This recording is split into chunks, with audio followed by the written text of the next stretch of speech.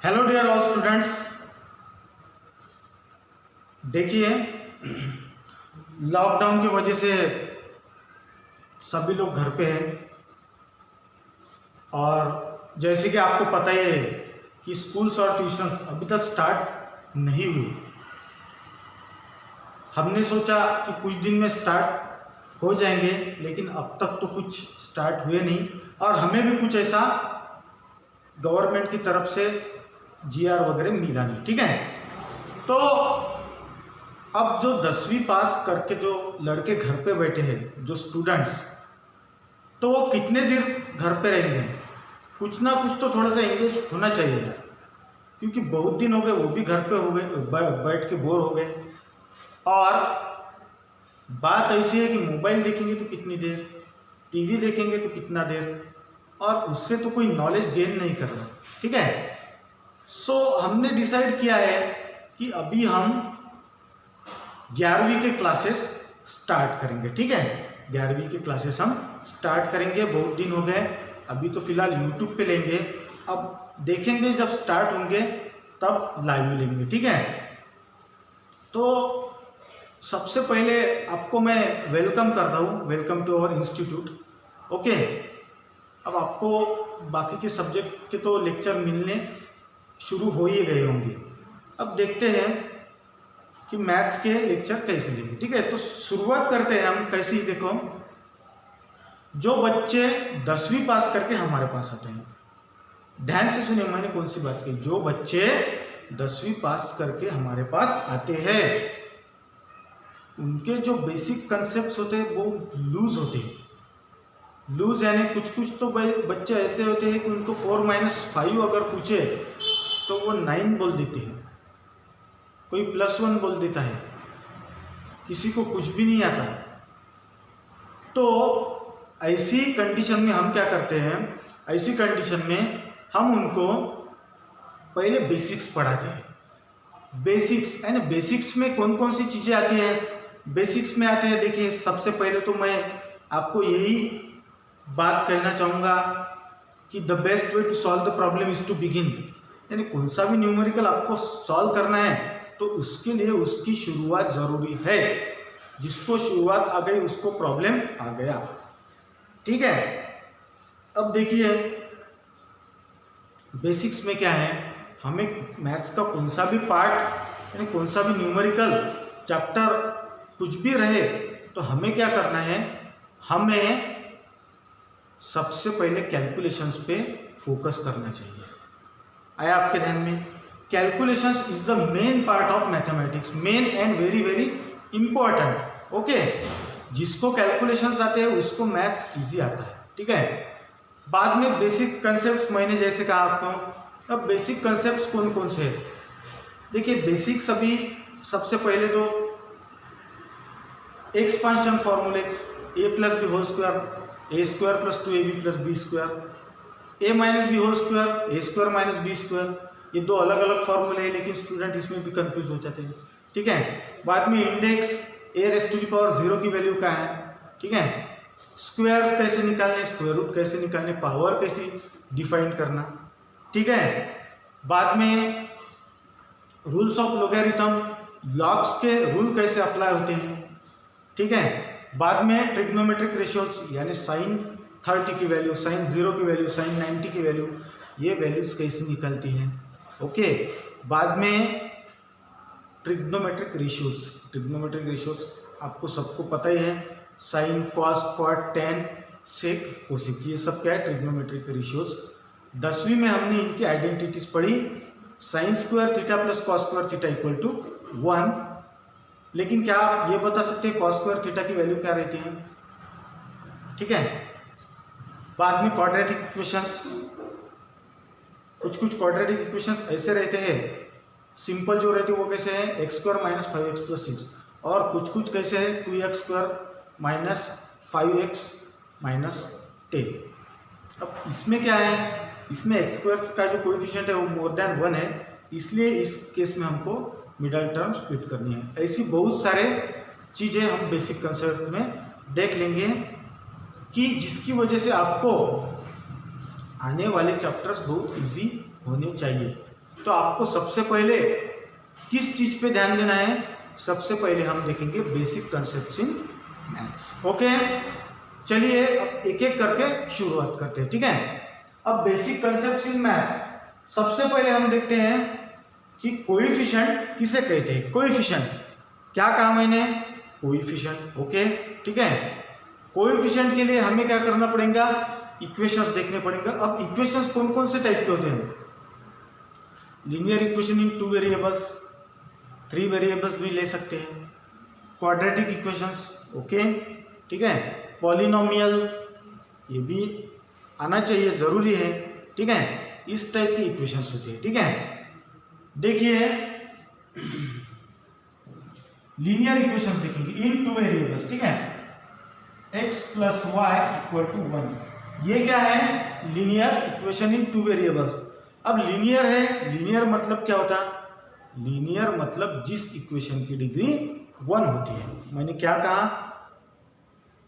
I remind it, जिस equation की degree 1 होती है, इसकी डिग्री क्या है? 1, इसकी डिग्री 1 है, इसलिए हम इसे लीनियर इक्वेशन ही कहेंगे, ठीक है। आया गया आपके ध्यान में? Quadratic equation, what is the meaning of quad? Quadratic equation, so what is the meaning of quad? Quad का मतलब क्या होता है? 2, ठीक है। अब देखते हैं हम क्वाड्रेटिक इक्वेशन। इसका स्टैंडर्ड फॉर्म है ax² + bx + c = 0, ठीक है। अब क्वाड का मीनिंग देखिए, इसकी डिग्री क्या है? 2, ये होता है क्वाड। क्वाड माने 2, ठीक है। जिस इक्वेशन की हाईएस्ट डिग्री 2 है उसे हम क्या कहेंगे? Quadratic equation. आया आपके ध्यान में? उसे हम क्या कहेंगे? Quadratic equation. ये रहा हमारा क्वाड्रेटिक इक्वेशन, ठीक है। ax² + bx + c, ठीक है। अब तीसरा मैंने जैसे कहा पॉलिनोमियल इक्वेशन, पॉलिनोमियल, ठीक है। पॉलिनोमियल इक्वेशन यानी क्या रहेगा? देखिए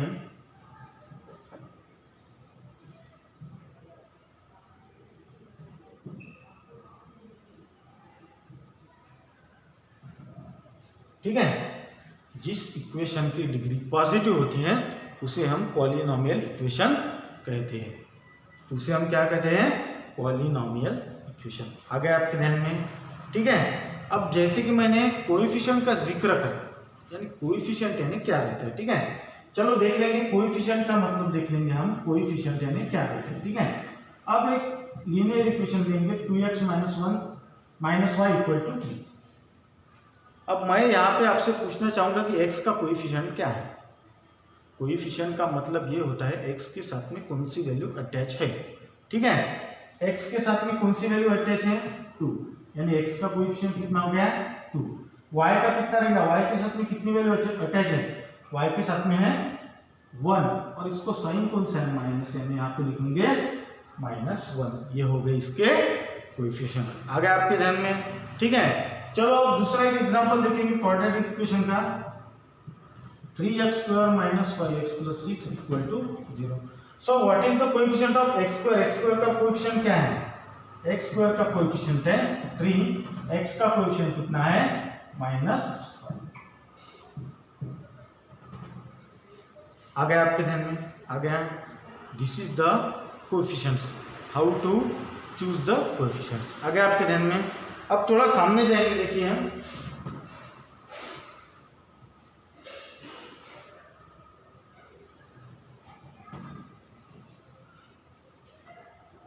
हम देखेंगे अभी एक्सपांशन फॉर्मूलेस, ठीक है। एक्सपांशन फॉर्मूलेस, ठीक है। एक्सपांशन फॉर्मूले हम कैसे यूज कर सकते हैं, ठीक है। अब कौन कौन से टाइप के एक्सपांशन फॉर्मूले देखिए मैं आपको बताता हूं। First is a + b whole square, that is we said universal expansion formula, ठीक है। ये क्या है? यूनिवर्सल है, यानी हम 7th क्लास से यूज करते आ रहे हैं, ठीक है। a + b होल स्क्वायर क्या है इसका formula? a² + 2ab + b², okay. दूसरा है a - b होल स्क्वायर, इसका formula a² - 2ab + b², okay. तीसरा मैंने जब पूछा था आपको a² - b², इस फॉर्मूले में और इस फॉर्मूले में लड़के कंफ्यूज होते हैं। तो इसका आएगा A plus B into A minus B. Okay, इसके बाद में A plus B whole cube, ठीक है। उसके बाद A minus B whole cube, ठीक है। उसके बाद A cube plus B cube, okay. उसके बाद A cube minus B cube, ठीक है। अब ये 4 फॉर्मूले से, ठीक है, ये हम 9वीं क्लास से पढ़ते आ रहे हैं। आई गेस ये सबको आना चाहिए, ठीक है।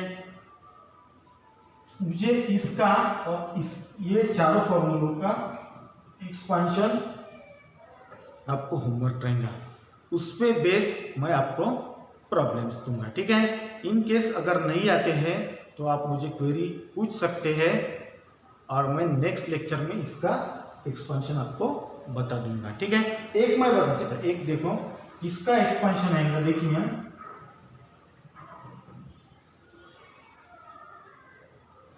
ए cube plus 3 A square B plus 3 A B square plus B cube. ये किसका है? A plus B whole cube. बाकी आपको करना है, ठीक है। आगे आपके ध्यान में अब इस पे बेस 2-4 एग्जांपल भी देख लेंगे लगे हाथ, ठीक है। देखिए एग्जांपल कैसे है।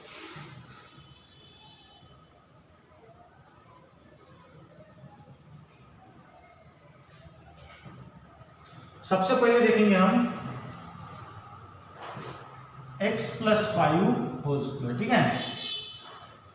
सबसे पहली बात कौन सा फॉर्मूला अप्लाई होगा इसको? a plus B whole square, a plus B whole square का ही फॉर्मूला अप्लाई होगा, that is a square plus 2ab plus B square, ठीक है।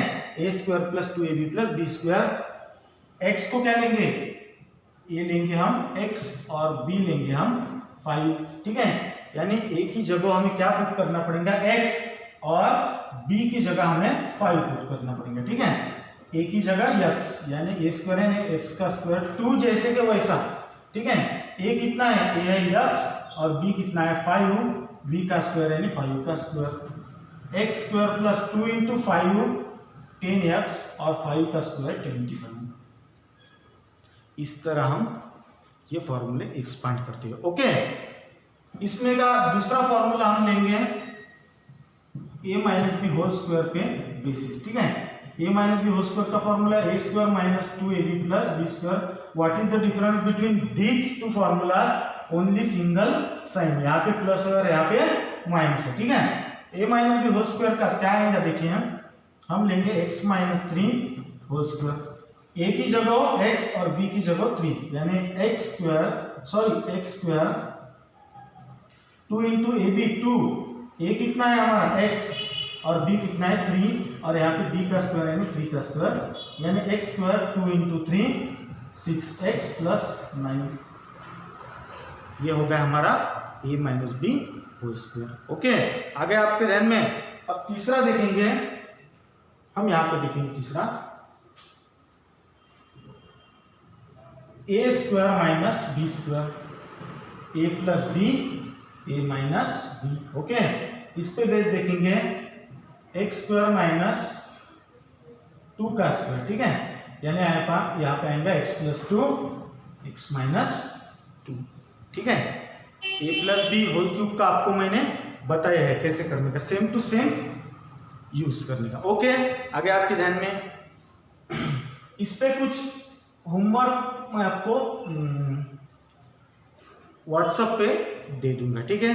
आए ध्यान में ये हो गए हमारी एक्सपेंशन फॉर्मूलेस की थोड़ी सी स्टडी, ठीक है। अब थोड़ा सामने जाएंगे, ये हो गए एक्सपेंशन फॉर्मूलेस।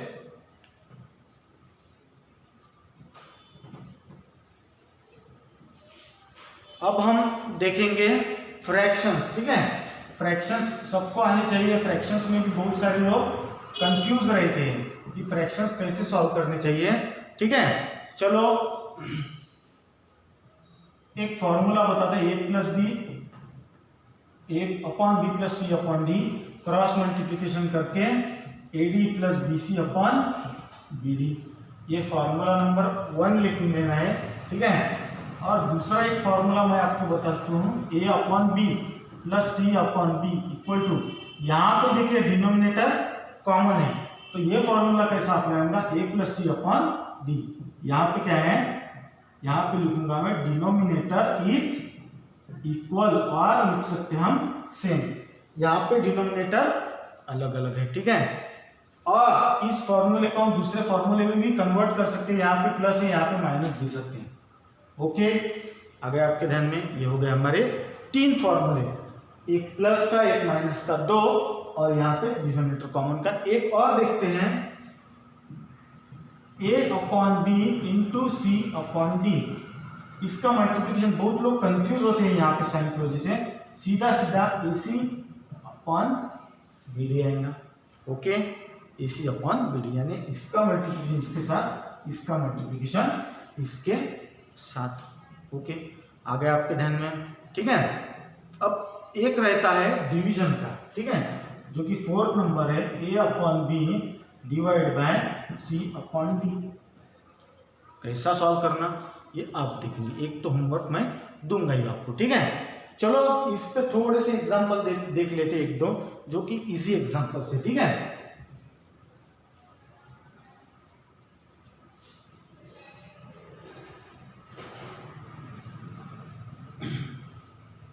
देखिए सबसे पहले देखेंगे हम 5/3 माइनस 2/4, ठीक है। यहाँ पे कैसा, A upon B C upon D. Okay, denominator common नहीं आया। क्रॉस मल्टीप्लिकेशन कैसा करेंगे, 5 इंटू 4 माइनस साइन 2 इंटू 3, और नीचे आएगा 3 इंटू 4। ओके, 5 इंटू 4 20, 2 इंटू 3 6, और नीचे आएगा 3 into 4 12। 20 minus 6 14/12, this is reduce to 7/6, dividing numerator and denominator by 2।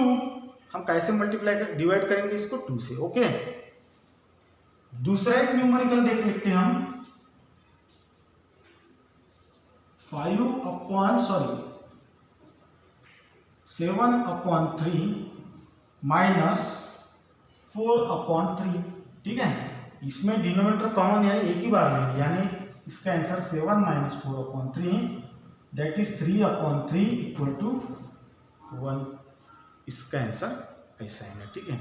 और बाकी के जो दो फॉर्मूले रह गए उस पर मैं आपको होमवर्क दे दूंगा, ठीक है। आए आपके ध्यान में, ये हो गए अपने फ्रैक्शंस, ठीक है। देखिए अब हम रूल्स ऑफ लोगैरिथम देखेंगे, ठीक है। रूल्स ऑफ लोगैरिथम मैं आपको पहले लेक्चर में खाली थोड़े 1-2 लेक्चर में आपको बेसिक बातें ही बताने वाला हूँ, ठीक है।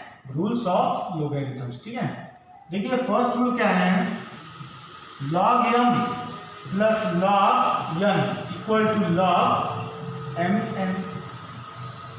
क्या होगा इसका मीनिंग, इसका मीनिंग यह है कि अगर 2 लॉग एडिशन में है तो हमें क्या मिलेगा, दोनों का मल्टीप्लिकेशन, log ऑफ mn, ठीक है।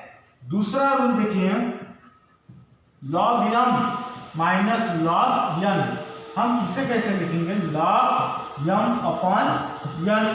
Okay, log m upon n। तीसरा रूल देखिए, log m raised to the power n। अब इसमें ये जो n है ये आएगा नीचे, ये पावर में है ना, ये नीचे आएगा n into log m। Okay, चौथा रूल है log e की वैल्यू क्या रहेंगी, हमेशा 1, ठीक है। पांचवा log 1 की वैल्यू लेंगे हमेशा 0। ये क्या है, रूल्स ऑफ लोगैरिथम। आगे आपके ध्यान में है, ठीक है। अब वाइस वर्सा हम इसे ऐसे भी देख सकते हैं कि log m upon n equal to log m minus log n, log mn equal to log m plus log n, n log m equal to log m raise to the power n। ऐसे ये तरह तरह के rules है, ठीक है। आपके ध्यान में, फिलहाल अभी ये लेक्चर के लिए मैं आपको इतना ज़्यादा नहीं पढ़ाऊंगा, ये 3 बातें अब मैंने आपको बताई। नेक्स्ट लेक्चर में मैं आपका पूरा बेसिक क्लियर करके दूंगा। ओके, सो बी रेडी, और आपको जल्दी इसका होमवर्क मिल जाएंगे, ठीक है। So everybody should stay home and stay